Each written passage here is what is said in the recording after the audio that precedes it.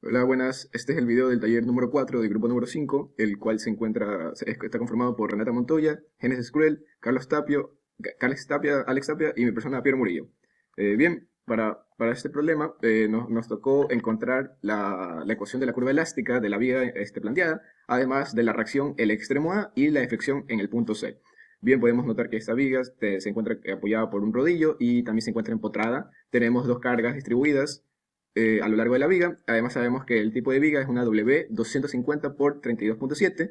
Podemos saber que el módulo de Young es de 200 gigapascales y la inercia la pudimos encontrar en internet, que nos da una inercia de 4.937 por 10 a la menos 5 metros a la cuarta.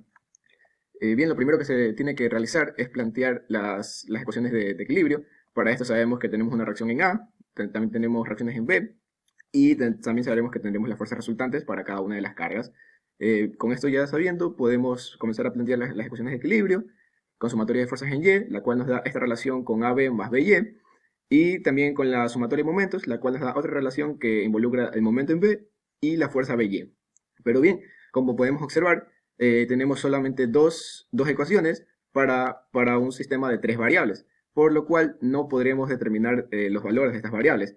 Por eso es que tenemos que en este caso tenemos una viga hiperestática, por lo cual se procederá a realizar el cálculo de la doble integración para poder encontrar la reacción en el punto A y a la vez también poder determinar cuánto se deflexiona en C. Listo. Por consiguiente, una vez calculadas las ecuaciones de equilibrio previamente vistas, podemos pasar al debido cálculo de las ecuaciones de momento. Para lo cual, pues vamos a utilizar nuestra fórmula general de sumatoria de momentos respecto a nuestro punto de referencia. Vamos a empezar calculando la ecuación de momento para la distancia x1, es decir, para el primer corte realizado en la parte derecha de nuestro diagrama general. Por lo que simplemente podemos observar que de esta manera sería como podríamos crear nuestro primer corte en donde vamos a tener la presencia de nuestra fuerza distribuida, el momento 1 y el cortante 1, ambos pertenecientes al corte 1, y también el momento en el punto B y la fuerza vertical BY, que sería la reacción en el punto B, y nuestra distancia x1. Por lo que reemplazando valores, ¿verdad? En la ecuación general de sumatoria de momentos, igualando a cero, tendríamos nuestro momento respecto a la distancia x1, ¿verdad? Que sería este de acá, más el momento B, que ya está de por sí como momento. También tendríamos nuestra fuerza BY por la distancia hasta el punto de origen, que sería X1. Recordemos que tomamos como punto de origen el extremo izquierdo de la varilla. Más el 36, que sería nuestra fuerza distribuida por la distancia respecto al punto de origen, y por esa misma distancia dividido para 2, ya que recordemos que de tal manera es como se calcula la fuerza, una fuerza distribuida en forma rectangular. Igualando a cero, podemos observar que despejando el momento respecto a x1, sería igual a la fuerza BY por la distancia x1 menos el momento B respecto a B, perdón, menos el momento B y menos 18 por la distancia 1 al cuadrado. Ahora bien, para poder calcular la ecuación de momento 2, es decir, respecto a la distancia 2, podemos observar aquí que así es como se vería pues el diagrama, es decir, el segundo corte, ¿verdad? En donde tenemos la presencia así mismo de la fuerza distribuida de 36 kN, el momento en B, su reacción vertical en B, el momento 2 y el cortante V2, que son los que aparecen pues debido al el corte 2 que estamos haciendo ahora, y nuestro punto de origen así mismo será en el extremo izquierdo final ahora. Como distancia tenemos 1.8, que sería la distancia solamente de la fuerza distribuida bueno, sería la base de la fuerza distribuida de 36 kN, y la base de esta nueva, por decirlo así, sección de nuestro corte 2, que sería toda nuestra distancia x2 del corte, menos el 1.8 que pertenece a la distancia pues, de la sección del anterior corte, por decirlo así. Ahora bien, para poder calcular para poder calcular la ecuación de momento, ¿verdad? Asimismo vamos a utilizar la fórmula general de momento, igualándola a cero. Y pues aquí, para esta segunda ecuación de momento, hay que realizar lo que siempre hemos hecho. Es decir, que cuando encontramos las ecuaciones de momento, lo único que tenemos que ir es comenzando a hacer, colocando cada fuerza e irla poniendo con su distancia. Por ejemplo, tenemos la del momento B, la fuerza de BY con su respectiva distancia hacia el punto de referencia, y de ahí 36 sería la fuerza resultante del rectángulo grande, y que solo en este caso ya abarca todo el rectángulo, por eso es que se lo coloca el 36 por el 1.8. ¿Ya? Y este corchete sería la distancia, es decir, sería el x2 menos el 1.8 más el 0.9, que sería la distancia de esa fuerza hasta el punto cero. De ahí, lo que está al lado, ¿verdad? Vendría a ser, mm, Sí, ya, lo que está acá al lado vendría a ser lo del triángulo, ya. Es decir, tenemos que, recordemos que tenemos como un trapecio tenemos aquí, y podemos observar que la figura que nos queda es un trapecio, así que lo que tenemos que hacer es dividirlo en un rectángulo y un triángulo. El rectángulo sería la parte de abajo, y por eso es que se toma esa altura como 33,6, menos el x2 dividido para el 0,05, ya, que sería la altura del rectángulo, ya, y eso multiplicado por la base y por la distancia. Finalmente, la última expresión, es decir, esta, que se suma, es la multiplicación del triángulo, que sería la altura multiplicado por la base y multiplicado por la distancia. ¿Ya? Es decir, que solamente lo que hay que considerar es que el trapecio se distribuye en un rectángulo y un triángulo. Y ahí comenzamos a sacar esas relaciones y a obtener pues la ecuación de momento, que en este caso pues nos da toda esta expresión de aquí despejada el momento respecto a la distancia de x2. Pero por otro lado, ustedes se estarán preguntando de dónde salió este 0,9. Pues bueno, ese 0,9 es el x2 menos el 1,8, que sería la base, esta base del trapecio. Ya, aquí podemos observar aquello, pero la distancia desde el punto 0 hasta la mitad del rectángulo, perdón, grande, obviamente no va a ser cero. Es decir, sería el x2 menos el 1,8, más la mitad de ese rectángulo, que sería 0,9, porque vemos que la base es de 1,8, ya, y pues de ahí es que obtenemos este 0,9 del corchete.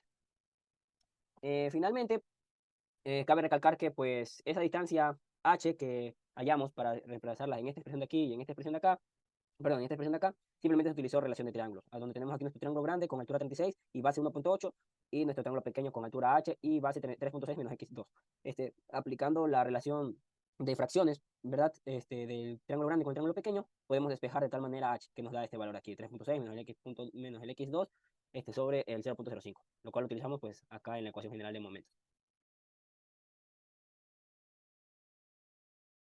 Una vez obtenidas las ecuaciones de momento para el tramo x1 y x2, nosotros lo que tenemos que hacer es aplicar la doble integración para obtener la ecuación de la pendiente para el tramo x1 y para obtener la ecuación de la deflexión para x1 y repetir lo mismo para x2.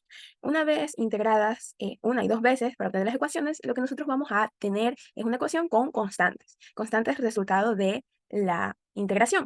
Estas constantes tienen que ser determinadas para nosotros poder obtener las fracciones. Para eso, nosotros vamos a necesitar diferentes condiciones que podemos ver en el gráfico de la viga. Nosotros podemos observar que la viga de un extremo está empotrada y del otro extremo tiene un apoyo. Este extremo empotrado nos puede decir que su deflexión va a ser igual a 0 y que su pendiente en este extremo va a ser igual a 0. Y de la misma manera, en el lado de A, nosotros podemos ver que su deflexión va a ser igual a 0, sin embargo, su pendiente no. De la misma manera, nosotros podemos darnos cuenta que hay una carga distribuida que se divide en, ¿cómo se llama?, dos formas. Ya, así nosotros podemos también obtener otras condiciones. Las condiciones que terminamos obteniendo fueron las que mencioné anteriormente, como que x1 es igual en 0 es 0, y x2 en 3,6 es 0, asimismo como la pendiente en x1 es 0, y en donde se igualan, en los límites de x1 y x2, nosotros podemos igualar las condiciones. De esta forma, nosotros podemos decir que, asimismo, en la deflexión en x1, siendo igual a 1,8, es igual a la deflexión en x2 en 1,8. De la misma manera, la pendiente. Con estas ecuaciones con estas condiciones nosotros vamos a poder determinar las constantes las constantes que fueron obtenidas en la integración. Gracias. Nuestros puntos de interés van a ser los puntos de el apoyo que tenemos en el caso, en el punto A, el punto B, y en la mitad, porque en la mitad es donde se da el cambio de la carga distribuida, porque como observamos del punto A hasta la mitad, 1,8 metros, tenemos un tipo de carga con una forma distinta a como tenemos de la mitad hacia nuestra parte final. Entonces vamos a plantear las condiciones. Tenemos que la deformación se plantean 2x de acuerdo a los cambios de cargas distribuidas que tenemos. Entonces tenemos que la deformación cuando x1 vale igual a 0, estamos en el punto A, va a ser 0. Si planteamos una tangente en este punto, lo podemos observar. Entonces, tenemos que la deformación en x2, estamos analizando primero los puntos de los extremos donde están los apoyos. Donde x2 es igual a 3,6, también tendrá un valor de 0. Ahora, lo de la tangente nos servía para analizar el ángulo que se encuentra en x1 igual a 0. Aquí, con la tangente que planteamos anteriormente, nos va a dar igual a 0. Ahora, como sucede un cambio y no hay un espacio expuesto entre cada una de las cargas distribuidas, podemos analizar otro tipo de condición, y es que la deformación de x1 igual a 1,8, es decir, que va a suceder en la mitad, con la deformación de x2 igual a 1,8 tiene. Y a la vez, si también podemos igualar los ángulos o la pendiente, ¿no? Entonces tenemos que en x1 es igual a 1.8 va a ser igual a x2 igual a 1.8.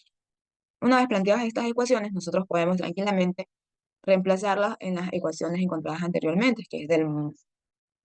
Entonces tenemos que con la condición 1 y con la condición la condición 3 vamos a encontrar los valores de C1 y C2, que en este caso van a ser igual a 0. Ahora, usando la condición 5 y reemplazando los datos, vamos a encontrar que nuestro valor de C3 es de 8.7748 y usando la condición 4 vamos a encontrar que nuestro valor de C4 es igual a menos 3.14928. Una vez encontradas esas condiciones, solamente nos toca reemplazar en las sumatorias de fuerzas para encontrar nuestras respectivas reacciones. ¿Qué tal? Buenas noches, mi nombre es Carlos Llano. A continuación vamos a usar la segunda condición que se estableció, que es de que la deformación para la ecuación de x2 cuando es igual a 3.6 debido a que se encuentra empotrada es igual a 0. Tenemos aquí la ecuación de la deformación para x2 que ya se la realizó previamente. A su vez, también tenemos evaluada para cuando x2 es igual a 3.6, es decir, cuando se encuentra en el empotramiento en el punto A. Resolvemos la ecuación y tenemos la siguiente ecuación para BY en términos de MB. Con esto, nos permite calcular las reacciones, por lo cual, al inicio con las ecuaciones de equilibrio, reemplazamos en la ecuación 2 la fórmula que obtuvimos previamente, que es de BY. Con esto obtenemos tanto el momento en el punto B por el empotramiento, que como vemos sale positivo, es decir, el sentido horario que se le puso desde un principio es el correcto, y tenemos que la reacción BY es de 73.1 kilonewtons. Con esto, reemplazamos este valor en la ecuación 1, así mismo se obtuvo en la de equilibrio donde AY más BY es igual a 97.2 kilonewtons. Entonces, reemplazando el valor de BY, tenemos que AY es igual a 21.1 kilonewtons. ¿Qué podemos llegar a decir con esto? Podemos decir que la reacción en el extremo A es de 21.1 kilonewtons en el eje Y positivo.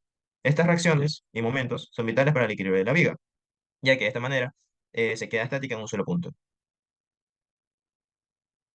Para el siguiente punto que voy a hablar es el cálculo de deflexión en el punto C. En este caso, la deflexión en el punto C cuando x1 es igual a 1.8, es decir, para nuestra primera ecuación, ya que esta se encuentra limitada para cuando x1 vale 0, o sea, en el punto B, y vale 1.8, que es nuestro punto C, entonces simplemente evaluamos en cuando es 1.8. Para esto, usamos la primera ecuación de la deflexión para x1 y obtenemos el valor de la deformación en BC, que es de menos 2.49 por 10 a la menos 3 metros. Esta deflexión es negativa, por lo que podemos decir de que la viga está sometida a carga de deflexión, que provoca que la parte superior de la viga se comprima y la parte inferior se estire. Muchas gracias.